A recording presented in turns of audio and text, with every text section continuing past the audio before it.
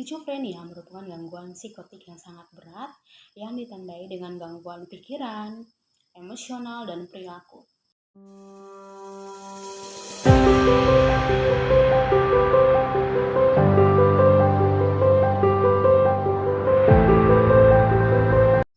Hai, welcome to channel YouTube. Di video kedua ini aku akan bahas mengenai skizofrenia. Dan sebelumnya aku udah pernah bahas mengenai waham.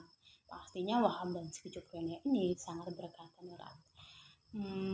Saran aku bagi kamu yang belum nonton video aku sebelumnya, aku saranin buat nonton. Karena biar teman-teman juga paham gitu, apa hubungan waham dengan skizofrenia.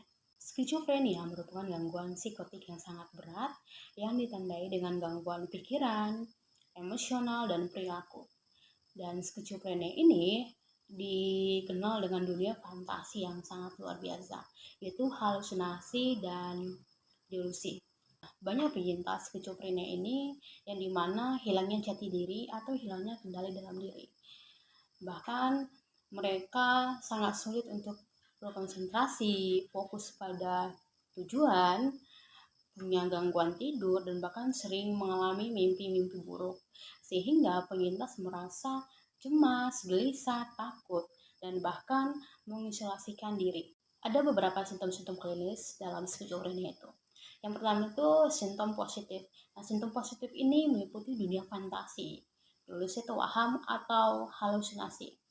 Nah, halusinasi adalah gangguan persepsi yang membuat si penyintas bisa melihat, mendengar, mencium sesuatu yang bagi mereka itu sesuatu yang nyata, tapi bagi orang normal itu sesuatu yang tidak nyata. Tapi pada kondisi tertentu juga, halusinasi ini sangat berbahaya bagi diri individu ataupun orang lain. Ada beberapa jenis-jenis halusinasi. Yang pertama itu halusinasi pendengaran, yang dimana dalam pikiran si penyintas itu merasa bahwa isi pikirannya itu seperti suara pasar yang ribut. Itu yang pertama. Terus yang kedua yang sering aku temui ya, yang kedua itu seperti isi kepala penyintas ini berargumen satu sama lain. Misalnya si A bilang B, si C bilang D gitu. Dan ketiga, bahkan pada halusinasi dengar ini ada pikiran yang menyatakan bunuh diri, kamu kelilingi kota, desa. Nah, itu halusinasi pendengaran. Yang kedua adalah halusinasi penglihatan, yang dimana penyintas merasa sangat-sangat yakin melihat suatu bayangan, cahaya, atau orang, ya walaupun itu sesuatu yang tidak real gitu ya. Tapi bagi mereka itu sesuatu yang sangat nyata dan sangat mengganggu pikiran si penyintas. Yang ketiga adalah halusinasi penciuman. Misalnya ini penyintas sudah beberapa bulan tidak merawat diri, artinya tidak mandi, kuku kotor, tidak menggosok gigi. Tapi bagi penyintas itu bahwasanya diri dia tuh tidak bau gitu. Dan ada salah satu contoh juga yang dimana si penyintas memegang kotoran, bahkan memakan kotoran. Bagi kita itu adalah sesuatu yang sangat jijik ya, tapi bagi penyintas karena dia mempunyai gangguan penciuman, bagi mereka itu tidaklah sesuatu yang sangat jorok. Pengucapan dimana si penyintas setelah makan atau minum, mereka ngerasa ada sesuatu benda yang masuk ke dalam tubuh mereka, dan itu ketidaknyamanan si penyintas. Dan terakhir ada halusinasi sentuhan.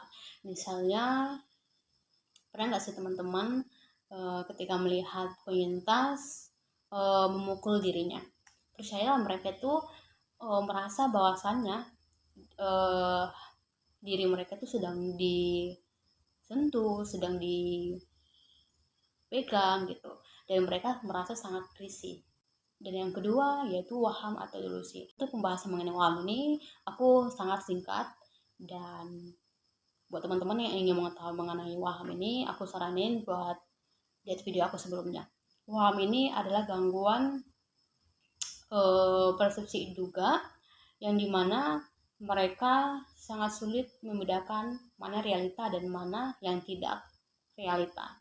Ada beberapa jenis waham. Yang pertama itu ada waham kejar atau waham curiga, yang kedua itu ada waham kebesaran, ada waham somatik, ada waham agama, dan ada waham nihilistik. Yang kedua itu ada simptom negatif. Simptom negatif ini meliputi apolitium, alogia, anhedonia, afek datar, asosialitas. Apolitium ini dimana si penyintas kurang bersemangat untuk menjalani hidup, dimana penyintas tidak menjalankan aktivitas seperti biasanya. Bahkan pada fase ini penyintas sangat sulit untuk merawat diri, seperti jarang mandi, tidak menggosok gigi, kuku kotor, dan pakaian yang berantakan. Alogia ada satu gangguan pikiran yang dimana ada beberapa penyintas ketika melakukan percakapan itu sangat miskin komunikasi. Misalnya, menurut kamu, apa pendapat kamu mengenai taman? Taman adalah sesuatu tempat berteduh orang-orang berteduh di taman tempat teduh, dan itu pengucapan yang berulang kali dan bahkan membuat kita sangat bingung mengenai pengucapan si penyintas. Next ada anhedonia. Pada fase ini penyintas mengisolasikan diri, kurang minat dalam dunia luar atau sulit untuk berinteraksi dengan dunia luar atau lingkungan sekitarnya. Next ada afek datar, di mana pada afek datar ini ada stimulus yang tidak muncul mengenai emosional si penyintas. Misalnya pasien menatap dengan pandangan yang kosong, tidak adanya emosional yang terlihat di ekspresi wajah. Dan terakhir ada asosialitas, di mana penyintas mengisolasikan diri. Dan terakhir ada simptom disorganisasi. Misalnya, menurut pandangan kamu, bagaimana rasanya buah apel? Si penyintas menjawab, aku melihat buku itu peta. Nah, pada kondisi tertentu, sebenarnya si penyintas itu sangat banyak pikiran-pikiran yang di dalam pikiran si penyintas, sehingga si penyintas sangat sulit untuk mengendalikan pikiran tersebut. Oleh karena itu, ketika ditanya A, si penyintas jawabnya C.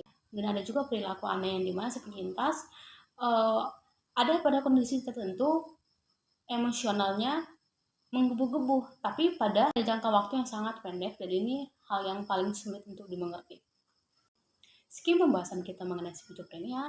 Aku harap video ini bisa menambah wawasan teman-teman dan bisa lebih peduli mengenai mental illness.